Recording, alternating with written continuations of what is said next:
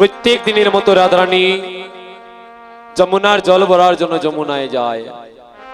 আজও গিয়েছিল, কিন্তু প্রত্যেক দিন তো রাধারানী কলসির জল নিয়ে ঘরে ফিরে, কিন্তু আজ রাধারানীর আর কলসির জল নিয়ে ঘরে ফিরা হলো না। একটা স্বর্ণের কলসি নিয়ে রাধারানী যমুনার জলে গিয়েছিল জল ভরার জন্য, কিন্তু যমুনার জলে রাধারানী কি এমন বস্তু দর্শন করলো, সে তার কাঙ্কের সোনার কলসিটাকে নিজের অজান্তেই যমুনার জলে ভাসিয়ে দিল। কাঙ্কের কলসিকে যমুনার জলে ভাসিয়ে দিয়ে প্রেমময়ী রাধারানী যখন ঘরে প্রত্যাবর্তন করলেন, জটিলা জিজ্ঞেস করছে, ও বৌমা, বৌমা তুমি কাঁদছো কেন? তোমার নয়নে জল কেন? রাধারানী বলছে, আমি কেন কাঁদি জানি না। জটিলা বলছে, আচ্ছা বৌমা, তুমি যখন যমুনার ঘাটে গিয়েছিলে আমি দেখেছিলাম তোমার কাঙ্কে একটা স্বর্ণের কলসি ছিল। আচ্ছা সেই স্বর্ণের কলসিটা কই? স্বর্ণের কলসিটা কই? রাধারানীর খেয়াল হলো যে আসলে তো স্বর্ণের কলসি নিয়ে আমি কাঙ্কে নিয়ে ঘরে ফিরে আসতে পারি নাই। একটা স্বর্ণের কলসিকে যমুনার জলে ভাসিয়ে দিল, কিন্তু রাধারানী একবারও সে কথা চিন্তাই করলো না, সে যে স্বর্ণের কলসি যমুনার জলে ভাসিয়ে দিচ্ছে। জটিলা বলছে, বৌমা ও বুঝতে পেরেছি, তাহলে তুমি স্বর্ণের কলসি যমুনার জলে ভাসিয়ে হারিয়ে তুমি এবার কাঁদছো ঘরে বসে, সেটাই তোমার দুঃখ যে তোমার সোনার কলসি হারিয়ে গেছে। রাধারানী বলছে, মা গো, সত্য কথা বলতে মা, আমি সোনার কলসির জন্য কাঁদছি না। আজ যে আমার কাঙ্কে সোনার কলসি ছিল মা, সেই সোনার কলসিটা কখন আমি যমুনার জলে ভাসিয়ে দিয়েছি আমি সে কথাই বলতে পারবো না। কি বলছো বৌমা? একটা স্বর্ণের কলসি হারিয়ে এসেছো আর একটাবারও তুমি সেই কলসির কথা চিন্তা করছো না? বলছি, মা গো, আমি হারিয়েছি একটা স্বর্ণের কলসি, কিন্তু পেয়েছিলাম মা তার চেয়ে অনেক মূল্যবান একটা বস্তু। ওমা, 3 আনার তৈরি একটা স্বর্ণের আংটি যদি আপনার আঙ্গুল থেকে হারিয়ে যায়, আর যদি ভাগ্যক্রমে সেই কোণে আপনি 10 ভরি ওজনের একটা স্বর্ণের হার পেয়ে যান, তাহলে ওই 3 আনার স্বর্ণের আংটির কথা মনে থাকবে যে হারিয়ে গিয়েছে? মনে থাকবে? সে কথা চিন্তা করবেন যে আমার 3 আনার একটা আংটি হারিয়ে গেল? চিন্তা করবে না। কারণ কি? বলে আপনি 10 ভরি ওজনের স্বর্ণের একটা হার তো পেয়েছেন। হারিয়েছেন 3 আনা আর পেয়েছেন 10 ভরি। তাহলে রাধারানীও বলছে, মা গো, আমি স্বর্ণের কলসির কথা চিন্তা করছি না, কারণ স্বর্ণের কলসির চেয়েও একটা মূল্যবান বস্তু আজ আমি যমুনার জলে দর্শন করেছিলাম। কিন্তু জানো, আমি তাকে লাভ করতে পারলাম না, বিধাতা বাদী হয়ে গেল, আমি তাকে ধরতে পারলাম না। তাই রাধারানী আজ সেই বিরহে আজ একাকিনী ঘরে বসে কাঁদছেন। ওরে যমুনাতে যাইয়া স্বামীকে দেখিয়া ঘরে আইলা বিনোদিনী। ও যমুনাতে যাইয়া স্বামীকে দেখিয়া ঘরে আইলা বিনোদিনী। আহারে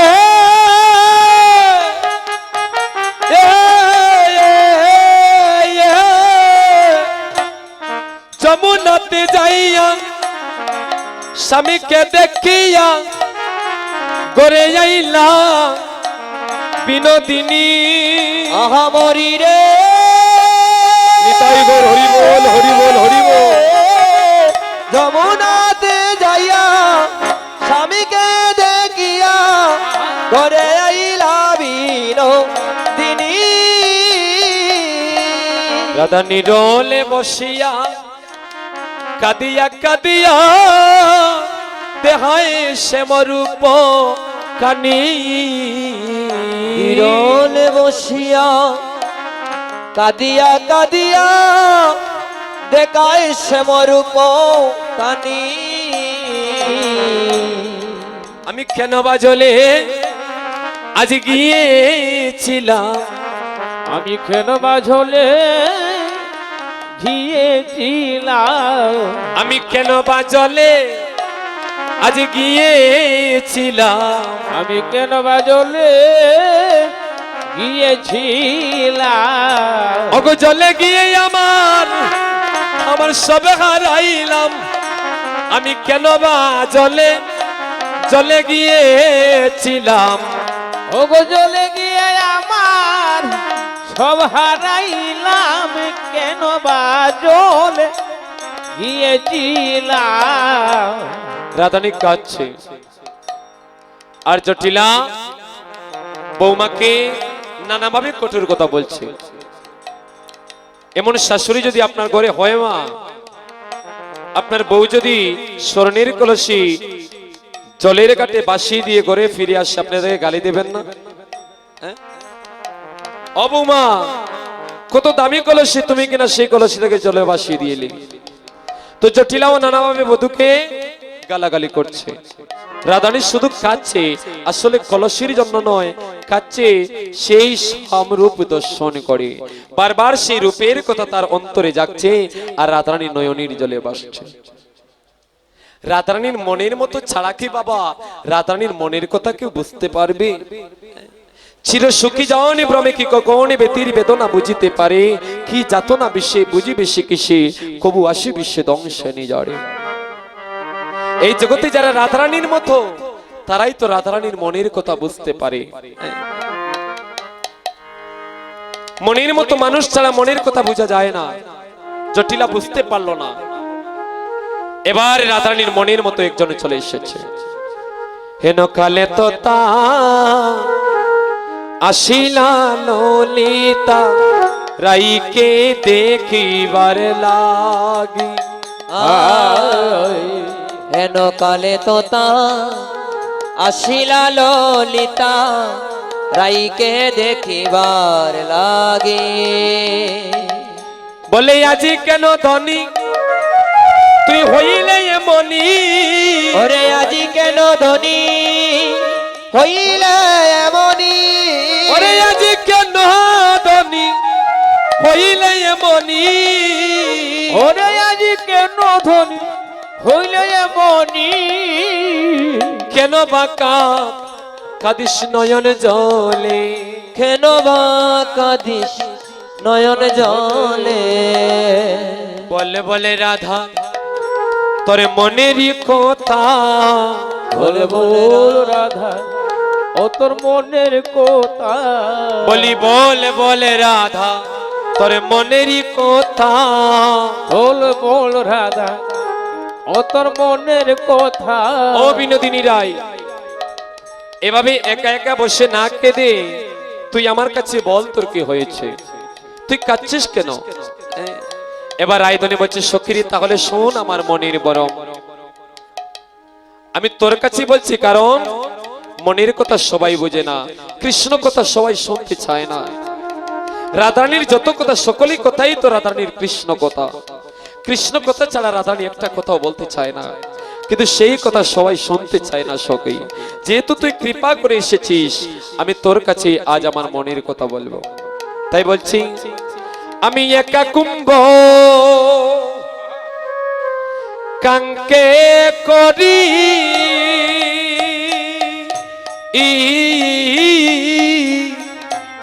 যমুনার জল জল বরি গো ওহো আমি একা কুম্ভ কাঙ্কে করি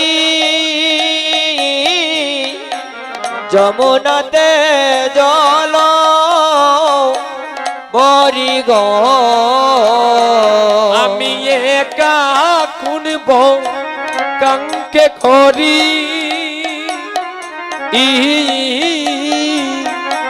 যমুনার জল জল বরি গো ওহো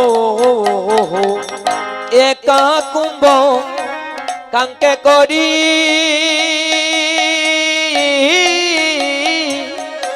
যমুনাতে জল বরি গো দেখলাম জলে রবি তরে শ্যাম রায় গো দেখলাম জলে রবি ওরে সেবো রায় গো দেখলাম জলে রবি তরে শ্যাম রায় গো ও দেখলাম ঝোলে রবি তোরে সেবো রায় গো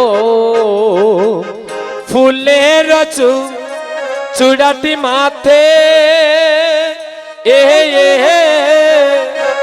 মোহন মুরলি তার হাতে গো ওহো আয়ে ফুলের তু আরি মাতে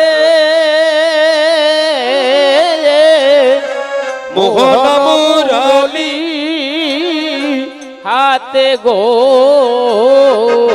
পুণ্য কানু জলে তেল কায় গো ও পুন কানু জলে তেলু আয়ে গো দেখেন ভক্তগণ, এই জগতে যারা ভগবানকে ভালোবাসে তাদের হিতাহিত জ্ঞান বুদ্ধি সব লোপ পেয়ে যায়। জগৎ সংসারে তারা পাগলে সেজে যায়। রাতানিও হয়তো আজ পাগলে সেজে গিয়েছে। তাই তো আজ ললিতার কাছে বলছি, ললিতা রে, আমি বেলি অবসান কালে একা গিয়েছিলাম জলে, দেখলাম জলের ভিতরে শ্যামরায়। ললিতা হাসছে। ও বিনোদিনী রায়, জলের ভিতরে মানুষ বাঁচতে পারে? জলের ভিতরে মানুষ বাস করে? বলছে, হে সখী, আমি দেখলাম তো আমার সামনাগর জলের ভিতরে। ললিতা বলছে, না না, তুই মিথ্যা বলছিস। মানুষ কখনো জলের ভিতরে বাস করতে পারে না। হয়তো মিনিট, 5 মিনিট, 10 মিনিট একটা নির্দিষ্ট সময় থাকতে পারে। অক্সিজেন ছাড়া মানুষ জলের ভিতরে থাকা সম্ভব নয়। কিন্তু রায়ধনী বলছে, সখীরি, আমি সত্যি বলছি, আমি যমুনার জলের ভিতরে শ্যাম বন্ধুকে দর্শন করলাম।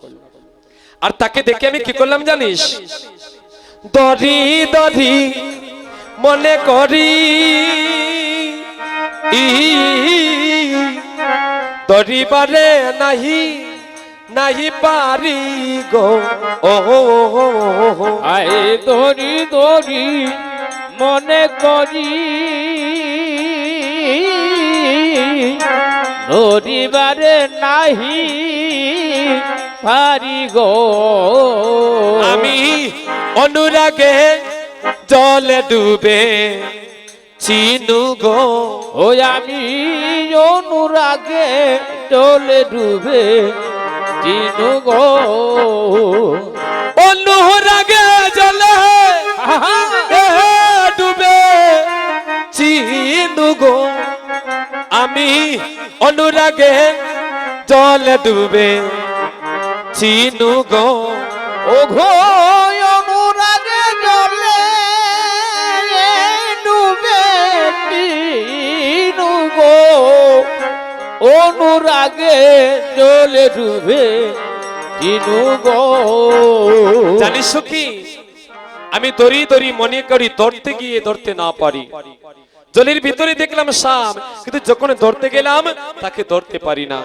হাত বাড়াইয়া যাই, শ্যামের নাগাল নাহি পাই। হাত বাড়াইয়া যায় স্বামীর লাগাল নাহি পায়। হাত বাড়াইয়া যাই, শ্যামের নাগাল নাহি পাই। রে হাত বাড়াইয়া যায় স্বামীর লাগাল নাহি পায়। কান্দিতে কান্দিতে আইলাম ঘরে। ও হায় রে কান্দিতে কান্দিতে যাইলাম ঘরে। হায় গো আমি অবাগিনী, না পাইলাম গুণমণি। হায় গো আমি ও ভাগিনী, না পাইলাম গুণমণি। হায় গো আমি অবাগিনী, না পাইলাম গুণমণি। হায় গো আমি ও ভাগিনী, না পাইলাম গুণমণি। ওই না দুঃখে হৃদয় বিদরে গো, ওই না দুঃখে হৃদয় বিদরে। ওই না দুঃখের হৃদয়ে বিধুরে ঘো, ওই না দুঃখের হৃদয় বিধুরে। ললিতা মরমিরি, তুই না জানতে চেয়েছিলি আমি কাঁদছি কেন, এবার সেই কারণটা আমি তোকে বলে দিলাম।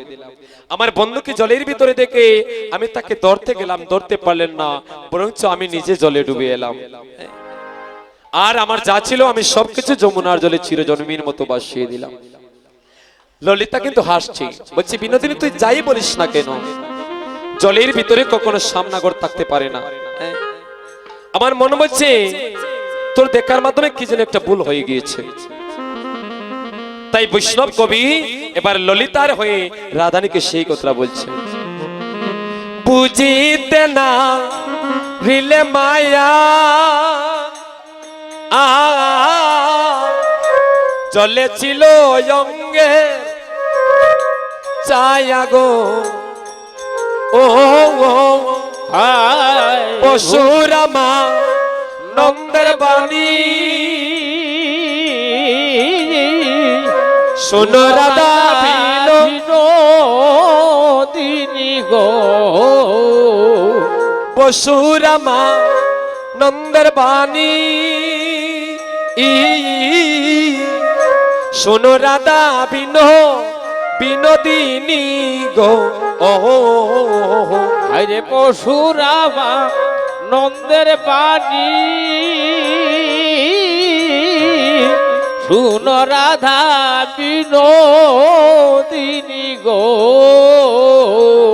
অকারণে জলে ডুবে ছিলে গো, ও তুমি কারণে জলে ডুবে ছিলে গো, তুমি অকারণে জলে ডুবে ছিলে গো, তুমি কারণে জলে ডুবে ছিলে গো, বুঝিতে না নারিলে মায়া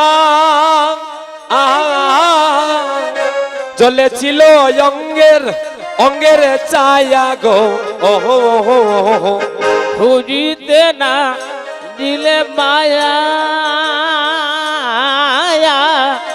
ঢলে দিল অঙ্গ ছায়া গো, তোমার সামনে তো ছিল কদম্বের ডালে গো, ও শান্ত ছিল কদমেরি ঢালে গো, সামনে তো ছিল কদম্বেরি ডালে গো, ও রে শান্ত ছিল কদমেরি ঢালে গো,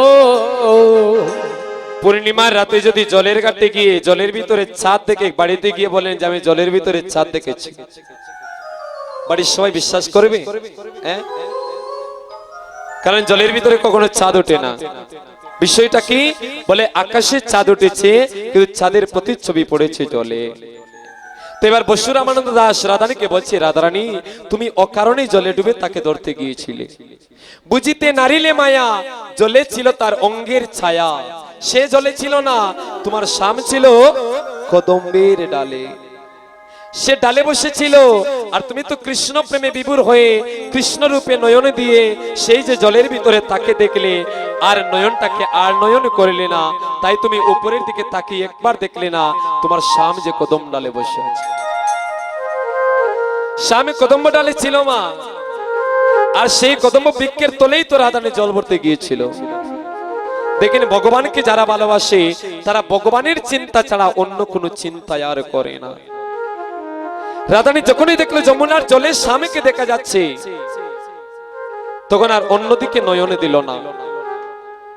প্রকৃতপক্ষে স্বামী যে কদম্ব ডালে বসে আছে রাধারানী সে কথা ভাবতেও পারলো না, তাই জলের ভিতরে স্বামী দেখে সেখানেই রাইদনী স্বামীকে ধরতে গেল। এবার বলছে সখীরে এবার তুই বুঝতে পারছিস আমার কান্নার কারণে কি? আমি কত মূল্যবান বস্তু পেয়েছিলাম, হারিয়েছি মাত্র একটা সোনার কলসি, আর পেয়েছিলাম এই জগৎ বিশ্ব ব্রহ্মাণ্ডের সবচেয়ে মূল্যবান বস্তু। কিন্তু সখীরে ননদিনী আমার বাদিনী হয়ে গেল। এই ননদী কিন্তু কুটিলা নয় বাবা, কুটিলার কথা বলছে না, ননদিনী বাদী হয়ে গেল বলে যে ননদিনী আমার ভিতরে বাস করছে। কুটিল কুমতি বেল, আমাদের প্রত্যেকের ভিতরে ননদিনী বাস করছে। বুঝবেন কেমন করে? এই যে কীর্তনে এসেছেন মা, কীর্তন শুনছেন শুনছেন, হঠাৎ করে ননদিনী আপনাকে বলছে, ওই ওই আর কতক্ষণ এখানে থাকবি? হ্যাঁ, রাত কয়টা বেজেছে, বাড়িতে যা, যাওয়ার পর দেখবি স্বামী কিভাবে তোকে প্রহার করে। মনে হয়ে গেল আমি যে অনেক রাত এখানে কীর্তন শুনছি, বাড়িতে যাওয়ার পর যদি স্বামী আমাকে গালাগালি করে। এই ননদিনী আপনাকে কুমন্ত্রণা দিয়ে দিল, আপনি আর এখানে বসতে পারবেন না, আপনাকে চলে যেতে হবে। এটা হচ্ছে কুমতি ননদিনীর কাজ, ভালো পথে আপনাকে চলতে দেবে না। আর সুমতি ননদিনীর কাজ কি?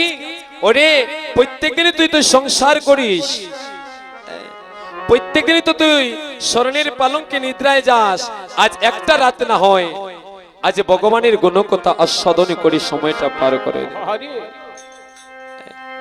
এটা হচ্ছে সুমতি ননদিনীর কাজ। রাইদনি বলছে, সখী রে আজ ননদিনী যখন বাদী হয়ে গেল, আমার স্বামীর রূপার দর্শন হলো না।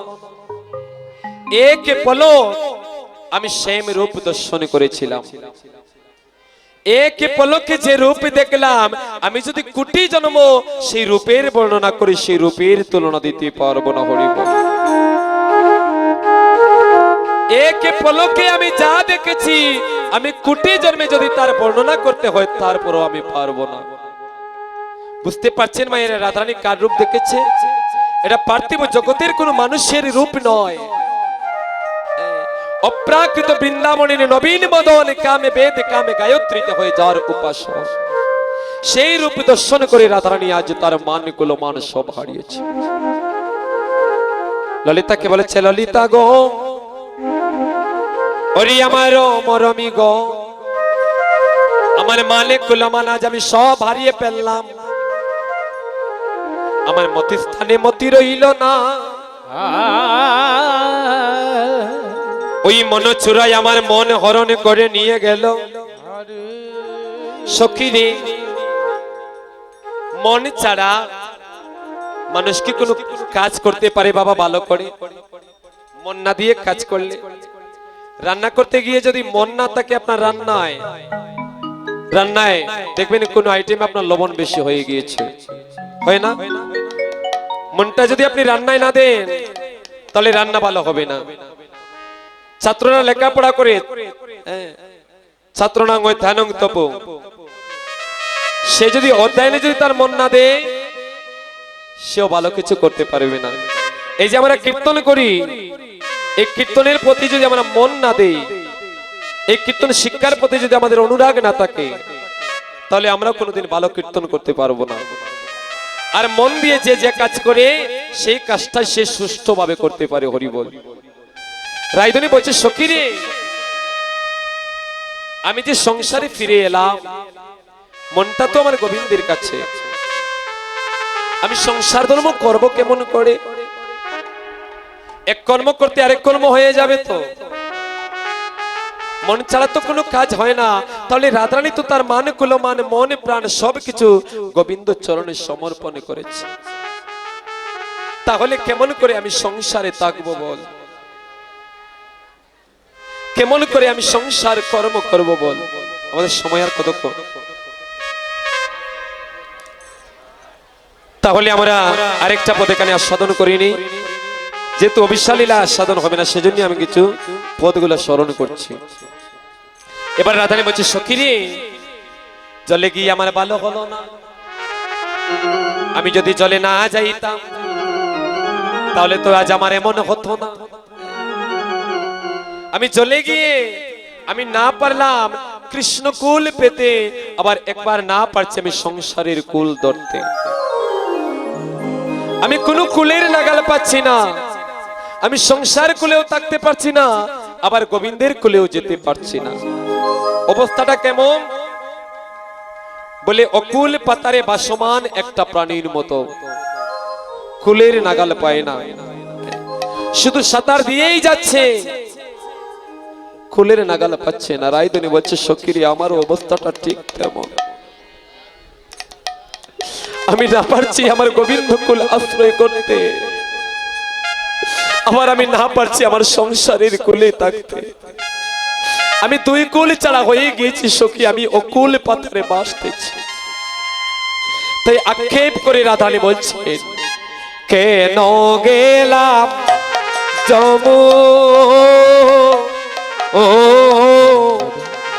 যমুনার জলে সখী রে, কেন গেলাম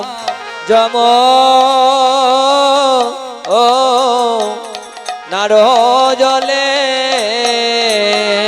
সেতাই নন্দের দুলালো চাঁদ হোগ পাতিয়া তার রূপের পা বেদ চলে কদম্বের মূলে, সেতায় নন্দের নিতাই গৌর হরি বল। পাতিয়া তার রূপের পাত, ওরে ব্যাধ চলে কদম্বের মূলে। ব্যাধ যারা শিকার করে, ললিতা বলছি ও তোর স্বামী বুঝি আজ ব্যাধ চলে দাঁড়িয়েছিল পশু পাখি শিকার করার জন্য? বলছি না রে ললিতা, আমার স্বামী ব্যাধের চলে দাঁড়িয়েছিল শিকার করতে, তবে পশু পাখি শিকার করার জন্য নয়। তাহলে তোর প্রাণবন্ধু কি শিকার করে? বলে আমার মধ্যে যারা জগতে অবলা তাদের মনটাকে আমার প্রাণবন্ধু শিকার করে। আমার প্রাণ গোবিন্দ ভক্তের ভক্তি বস্তুটাকে স্বীকার করে। যা হয়েছিল আজ আমার বেলায় শুন সখী, আজ যমুনার জলে যাবার পর আমার কি হলো? দিয়া হাস সুদা চা আর অঙ্গ চটাই আঠা আটা তার গো, ওহো ওহো ওহো দিয়া হাসো সুদা চা অঙ্গ জটা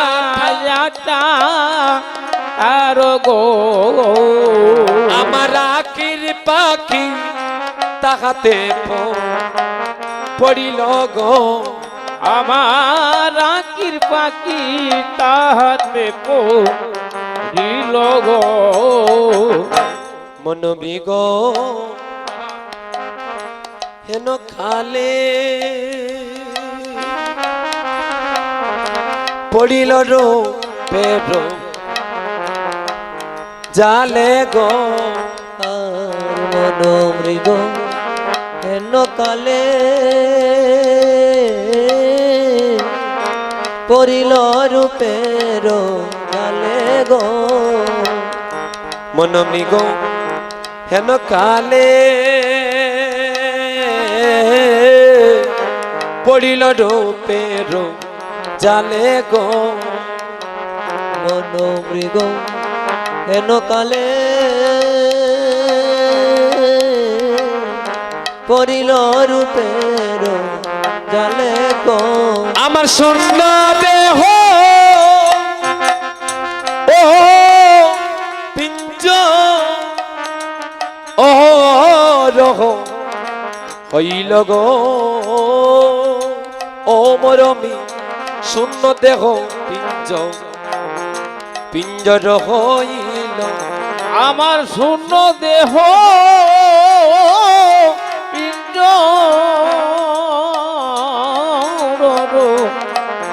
রহিল গো, মরমে শূন্য দেহ পিঞ্জু রইল।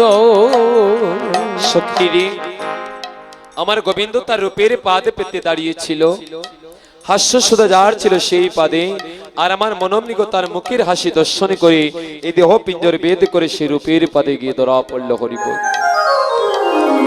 আর এবার আমার অবস্থাটা কি? কালিয়াকু তিলবানে কুলশিল দরি দরি টানে গো, ও কালিয়াকো তিলবানে কলশিল ধরি টানে গো, অত অতয়ে উঠিল ব্রজ বাস গো ও ধয়ে উঠিল ব্রজ বাটি গো আমার প্রাণ মাত্র আছে বাকি তাও বুঝি যাবে যাবে সখী গো ও প্রাণ মাত্র আছে বাকি তাহ বুঝি যাবে সখী গো এবার কহ তজ গদানন্দ দাসে গো ওরে কহত জগদানন্দ দাসে গো এ বিনোদিনী। এবার তো বল যে রূপ দেখে তোর সব হারালে সেই রূপটা কেমন? রাধান এবার রূপের বর্ণনা দিচ্ছেন। কি রূপ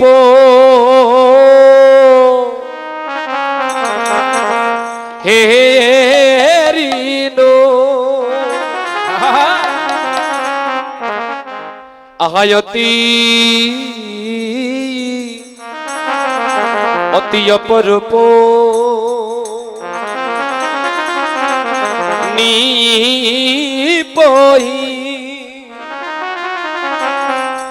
নিপহি তোর মূলে গো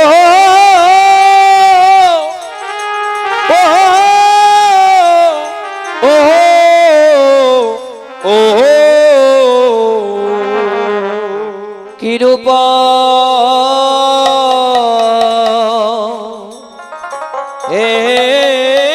বাইরে একটু উলুর ধ্বনি করবে, উলুর ধ্বনি। এমন রূপ তো কবু দেখি নাই গো কি রূপ কি রূপ কি রূপ শোক এমন রূপ কবু দেখি নাই গো কি রূপ কি রূপ কি রূপ সখী রূপ তো কবু দেখি নাই গো কি রূপ কি রূপ কি রূপ শোক এমন রূপ কবু দেখি নাই গো কি রূপ কি রূপ কি রূপ সখী এমন রূপ তো কবু দেখি নাই গো কি রূপ কি রূপ কি রূপ শোক এমন রূপ কবু দেখি নাই গো কি রূপ কি রূপ হেরিনো কি রূপ হেরিনু মধুর মূরতি প্রীতি রসে রসার হেন লয় মনে এতিন ভুবনে তুলনা নাহি কোথার। সকিরে আমি যে রূপ দেখলাম আমার স্বামীর এই রূপের তুলনায় এই জগতের কোন বস্তুর সাথে হতে পারে না। রায়ধনী এবার বলছেন দেখলাম কানু সে বিনোদ রায় হায় কানু সে বিনোদ রায় দেখলাম কানু সে বিনোদ রায় দেখলাম কানু সে বিনোদ রায় বিনোদ চিকুরে বিনোদ বহিরা বিনোদ চিকুরে বিনোদ বহিরা বিনোদ উড়িছে গায় বিনোদ উড়িছে ভাই সমীর বিনোদ লোকে বিনোদ তিলক বিনোদ বিনোদ সাজে স্বামী বিনোদ লোকে বিনোদ তিলক বিনোদ বিনোদ সাজে স্বামীর বিনোদয় ধরে বিনোদ মুরলী বিনোদয় ধরে বিনোদ মুরলী বিনোদয় ধরে বিনোদ মুরলী বিনোদয় ধরে বিনোদ মুরলী বিনোদ বিনোদ বাজে ওরে বিনোদ বিনোদ ভাজে স্বামীর বিনোদ গোলাতে বিনোদ মালা গো বিনোদ বিনোদ দোলে স্বামী বিনোদ গোলাতে বিনোদ মালা গো বিনোদ বিনোদ দোলে কোন বিনোদিনী বিনোদ গাতুনি গুণী বিনোদিনী বিনোদ গাতুনি কে গেতেছে বিনোদ ফুলে আর গেতেছে বিনোদ ফুলে বলি যতন করে গেতেছে গো যতন করে গেতেছে গো বড় যতন করে গেতেছে গো যতন করে গেতেছে গো এগো বিনোদা গাতুনি বিনোদ বিনোদিনী যতন করে গেতেছে গো বিনোদ গাতুনি বিনোদ বিনোদ বড় যতন করে গেতেছে গো বিনোদ কোটিতে বিনোদ দোটি গো বিনোদ বিনোদ সাজে সামে বিনোদ কোটিতে বিনোদ দোটি গো বিনোদ বিনোদ সাজে ও তার বিনোদ চরণে বিনোদ নুপুর বিনোদ চরণে বিনোদ